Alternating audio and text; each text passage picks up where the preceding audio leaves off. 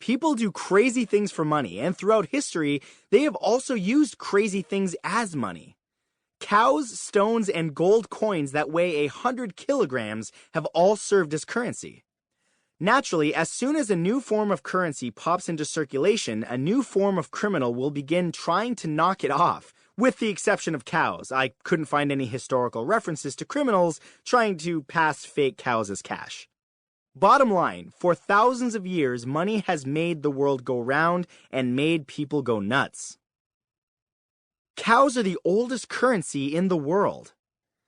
Cows were domesticated in roughly 9000 BC, and people began using them as currency almost immediately. In fact, in parts of Africa, cows are still used as money.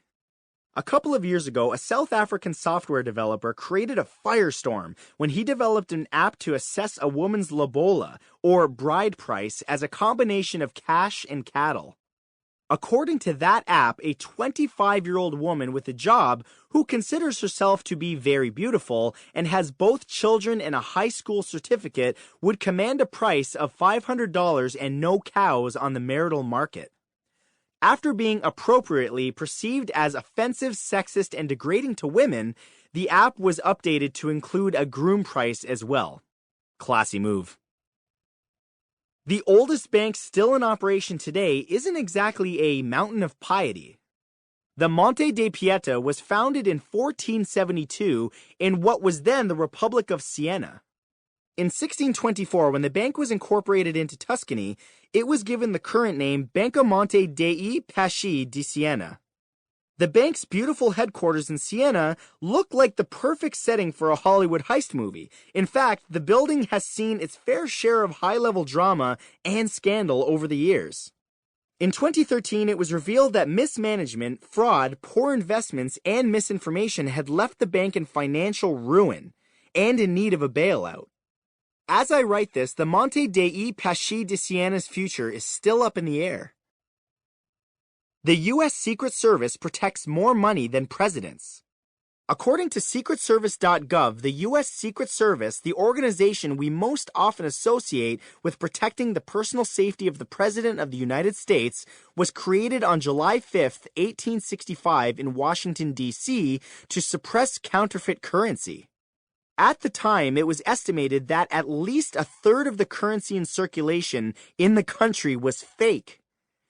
The Secret Service didn't begin to take on presidential protection until 1902, which is too bad because, ironically, President Lincoln was assassinated by John Wilkes Booth the day Lincoln established the Secret Service.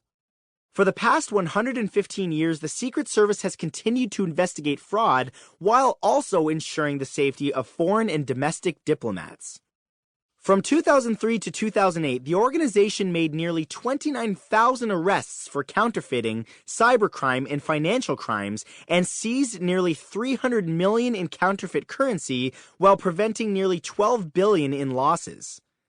Guess that means protecting the president's backside is actually their side gig. A tale of two counterfeiters, old school and bold school. In 1938, some funny money started turning up around Manhattan. The counterfeit bills were unique for a few different reasons. They were very poorly executed, they were used infrequently, no more than 50 per month, and they were all $1 bills. Most counterfeiters during that time, and most other times, favored larger bills. After all, if you were going to risk imprisonment, conventional wisdom said that you might want to manufacture more than just petty cash. The other confusing aspect to this counterfeit case was that the bills were never used at the same location twice. Authorities were baffled. Who was this crazy counterfeiter? For 10 years, the Secret Service hunted for this $1 bandit, referring to him by his case number as Mr. 880.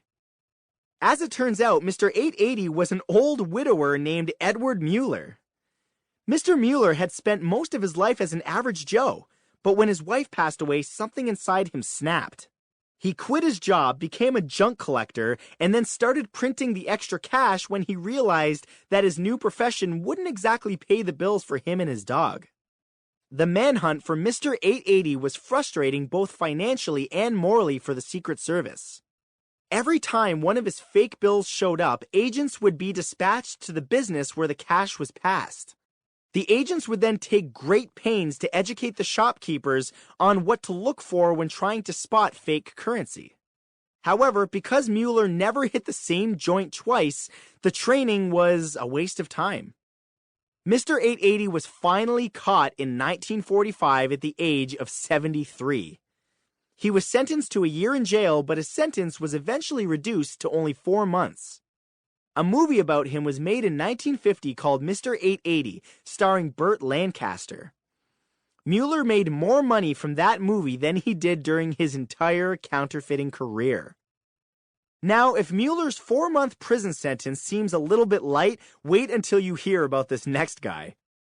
Frank Bourassa was a small-time Canadian drug dealer and former car thief when he began making counterfeit US $20 bills in the late 2000s.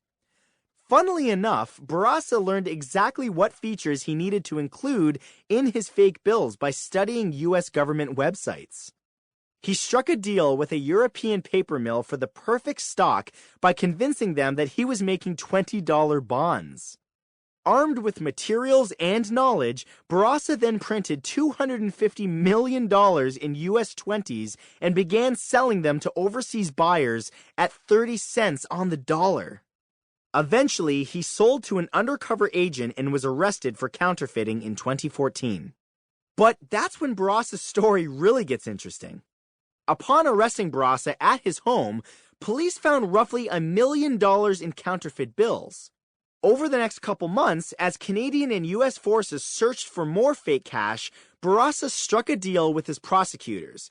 He would turn over an additional $200 million if they agreed to let him off with time served. In the end, the prospect of keeping the fake $200 million out of circulation was too good to pass up, and the authorities let Bourassa go free.